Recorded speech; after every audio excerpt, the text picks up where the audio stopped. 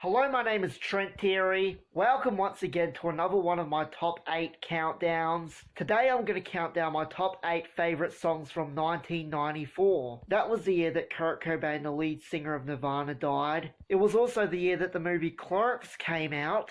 That's a really good movie. If you haven't seen it, go and watch it now! I love Kevin Smith.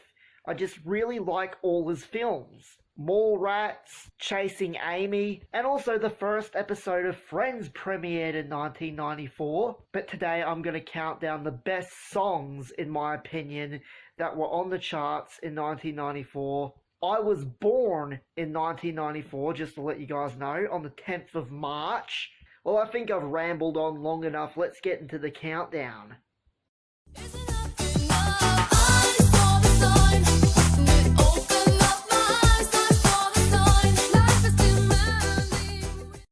Okay, so yeah, this song was technically released in 1993, but it didn't really find chart success until 1994. It even went to number 1 on the Billboard End of Year chart in 1994, and it went to number 1 in Australia as well. So despite the fact that it came out in 1993, it's still eligible for this list. So this is like a Europop song, and it's one of those songs that is definitely a guilty pleasure for me. It's catchy as fuck.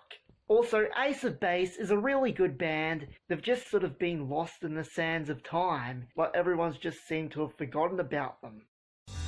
It's 12 o'clock and it's a wonderful day. I know. Okay, so this is a really good band. I guess you'd call Silverchair a post-grunge band. They often got compared to Nirvana. People would refer to them as the Australian Nirvana, or they'd call them Nirvana in pajamas. Silverchair won this competition on the TV network SBS, and the radio station Triple J heavily played them and promoted them. Tomorrow was their first single, and it became a massive success in Australia, and it even managed to chart in America on the Billboard Alternative Rock chart. I'm not sure if this is true or not, but there was a rumor going around that Courtney Love, who was Kurt Cobain's wife, went to a Silverchair concert and she wasn't too pleased, so she got really pissed off and she confronted Daniel Johns, the lead singer of Silverchair, and had a go at him. And he was only like 16 at the time, and Courtney Love was like claiming that Silverchair was ripping off Nirvana and that Daniel Johns was trying to imitate Kurt Cobain.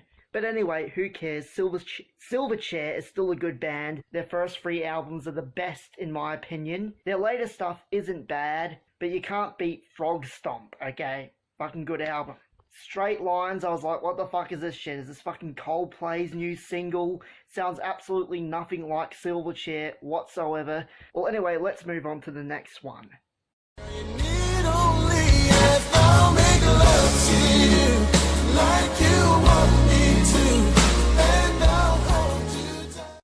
Okay, so this is one of the best R&B songs of all time, and it's also one of the best songs for getting down and dirty, if you know what I mean. This song held its position at the number 1 spot on the Billboard charts for 14 weeks straight, and at the time that was phenomenal. I don't have a lot to say about this one, so I'll just move on to the next song. Black hole sun, won't you come wash away the rain? Rest in peace, Chris Cornell. Soundgarden was one of the big 4 grunge bands, along with Nirvana, Pearl Jam, and Alice in Chains, and this is probably their biggest hit. My mate Daniel actually had the opportunity to see Soundgarden perform live, and he said that they were really great. And of course, we sadly lost the lead singer, Chris Cornell, earlier this year, and he committed suicide. And I would just like to give a little rant for people who don't understand why someone would want to end their own life. Well, depression is a hard thing to go through, and sometimes it doesn't go away. Even if you have a lot of money and you're famous and you can have everything you want, the depression doesn't go away. A lot of celebrities have depression.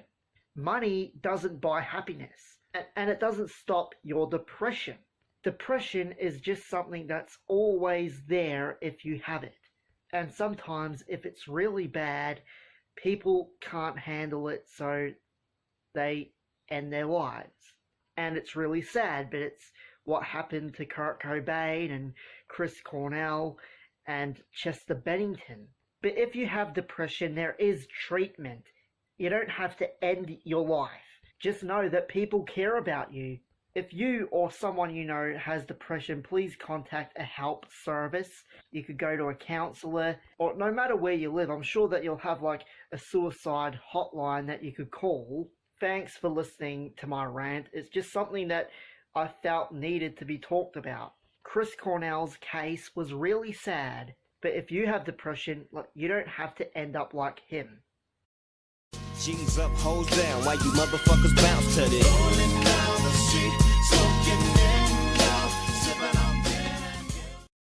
1, 2, 3 to the 4. Snoop Doggy Dogg is knocking at your door. Snoop Doggy Dogg.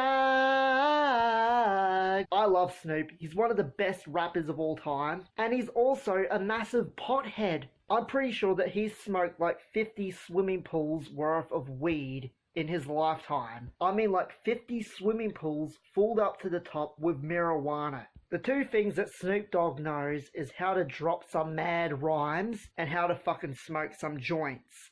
Did you know that Snoop Dogg actually released a porno? But just to say, don't watch it expecting to see Snoop Doggy Dogg whip out his big dog and do it doggy style. He doesn't even get naked and fuck the bitches. He just like watches it and he's like the host of the porno. And he just gives commentary while people are having sex in his house.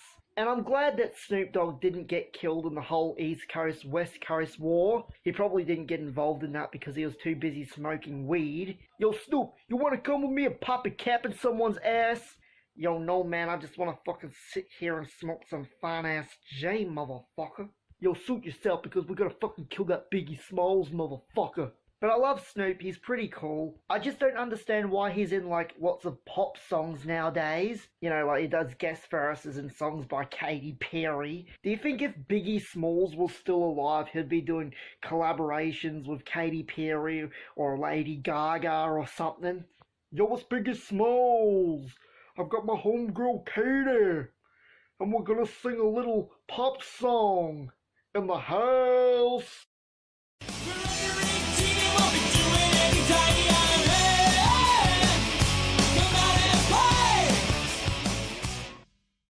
So this was like the Offspring's first really big hit, and I like the fact that the song's instrumental sounds Middle Eastern. The Offspring was actually sued for this song because of its comparisons to a song by the Bloodstains. But all of that aside, this is a really great and influential punk rock song from the 90s. And the Offspring, they're probably my second favourite punk rock band after Green Day. And I would consider the Offspring punk rock, not punk pop. They're not pop. They're not like Simple Plan or Good Charlotte. They are an actual rock band, the Offspring. And they're really great as well. Not to say that I don't like punk pop. I would consider Good Charlotte and Simple Plan to be a couple of my favourite bands as well. I'm actually going to see Good Charlotte next year, and I can't wait. So I'm not saying that I don't like Good Charlotte. I love them. They're one of my favourite bands. But I'm just saying is that the Offspring and Good Charlotte, that they totally sound different. Like, they're different, like, styles. The Offspring is punk rock, and Good Charlotte is punk pop.